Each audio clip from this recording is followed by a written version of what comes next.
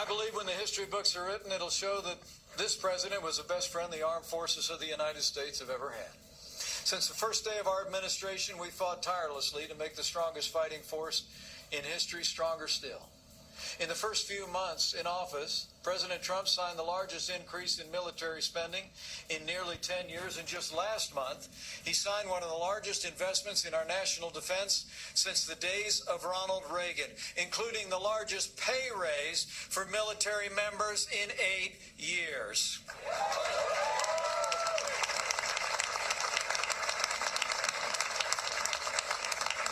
And across the board, we're keeping our promise to rebuild our military, restore the arsenal of democracy, and we'll continue to fight every day to give each and every one of you airmen and our soldiers and our sailors, our Marines and our Coast Guard the resources and training you need to accomplish your mission and come home safe.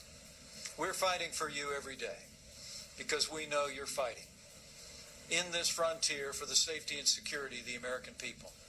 As President Trump has said, quote, "Only when the good are strong will peace prevail, and we admire and are grateful for your strength." In fact, that's what brings us to this place at this time. You're here, so far away from home, because the battle lines of freedom stretch across these ancient lands. As the war fighters of Operation Inherent Resolve, you've answered the call to confront and defeat the embodiment of evil in our time, the barbarians known as ISIS. It's remarkable to think 3.5 years ago, those brutal terrorists proclaimed the start of a 1,000-year caliphate. A caliphate they promised would soon spread from Syria and Iraq across the wider world. In service of this apocalyptic vision, the murderers of ISIS have shown a savagery unseen in the Middle East since the Middle Ages. They enslaved women and children. They slaughtered the followers of any faith that differed from theirs. They inspired attacks on our allies and even on our homeland and claimed the lives of fellow citizens. By its actions and by its ideology, ISIS has shown itself to be the enemy of America and of freedom-loving nations across the wider world. And so we resolve to confront this enemy with all of our might. And because of your courage and valor and professionalism, we are driving the evil of ISIS from the face of the earth.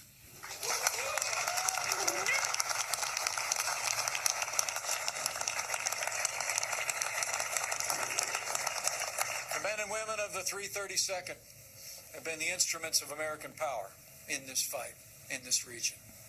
You're the sword that struck our enemy, the shield that protects our families and our freedom. And under the leadership of this Commander-in-Chief, you've taken the fight to ISIS on our terms, on their soil. And thanks to your courage and your relentless pursuit of victory, ISIS is on the run. You've fought and flown alongside our coalition partners, striking ISIS again and again. You've given those terrorists no quarter. You've driven them from their strongholds. And thanks to your heroic actions, ISIS has been crushed. Their so-called caliphate has fallen and crumbled. We've retaken the capital of that so-called caliphate, and you have liberated more than 90% of their territory and freed more than 7.5 million people from their terrorist grip.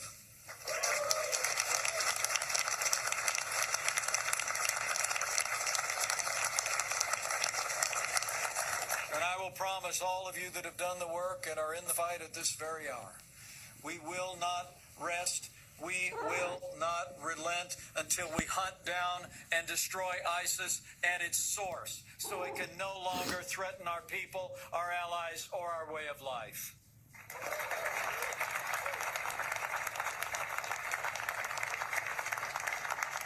As the President has said, we will be finished with ISIS very soon.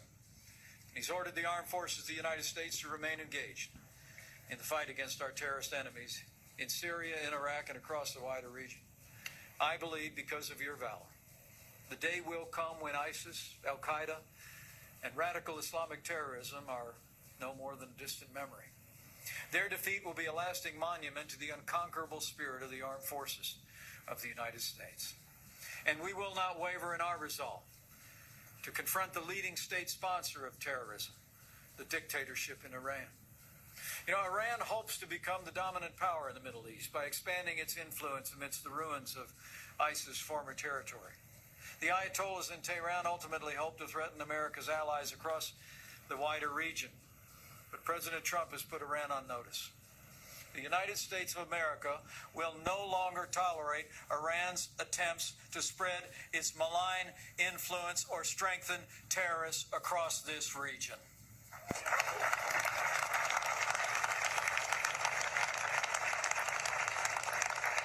And as President Trump has made clear, the United States of America will never allow Iran to acquire a usable nuclear weapon.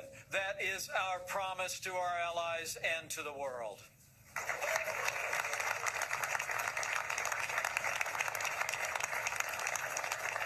The security of our nation, the safety of our people depends on the stability of the Middle East. And so American power will continue to be the strong hand in this corner of the world, and you will be that strength. As you stand opposed, I want you to know that your commander-in-chief and all of the American people are behind you 100%. And nothing that happens in our nation's capital will ever change that. You know, I'm sure you're all aware of what's going on in Washington, D.C. Despite bipartisan support for a budget resolution, a minority in the Senate has decided to play politics with military pay. But you deserve better. You and your family shouldn't have to worry for 1 minute about whether you're going to get paid as you serve in the uniform of the United States. So know this: your president, your vice president, and the American people are not going to put up with it.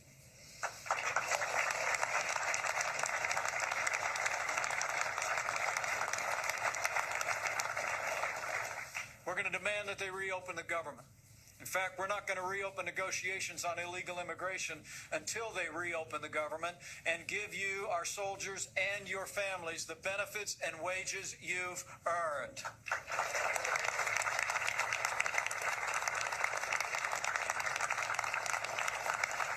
Just as each of you will do whatever it takes to defend our country, just know that President Trump and I will do whatever it takes to defend you and your families. That said, you can be confident. We're going to get this fixed. We're going to meet our obligations to you and your families. And we're going to make the strongest fighting force in the history of the world stronger still.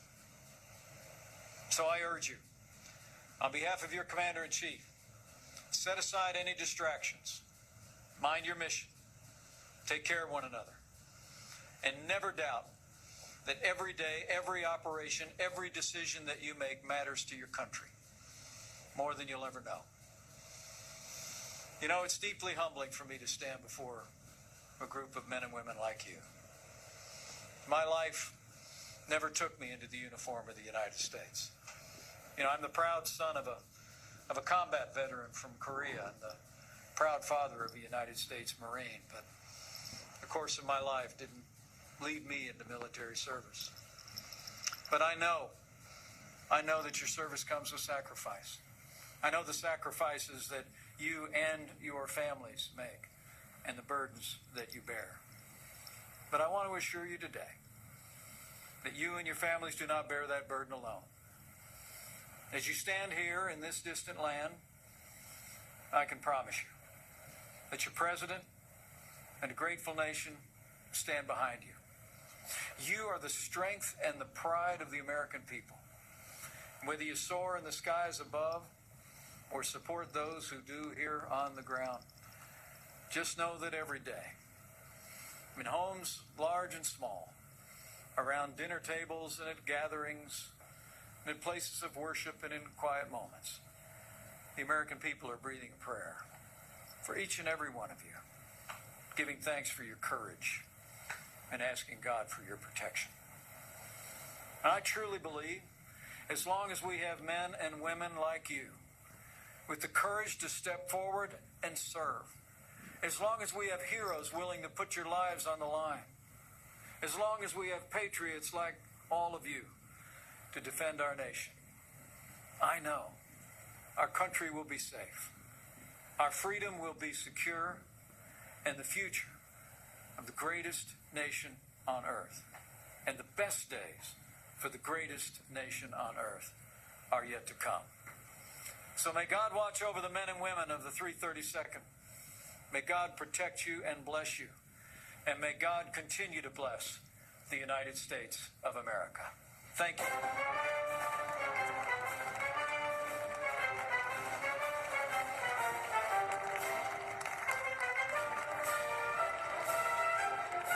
Those are live and powerful words from our vice president at an undisclosed location in the Middle East, talking to troops directly engaged in the fight against ISIS, emphasizing the focus of this administration has been to defeat and crush that caliphate.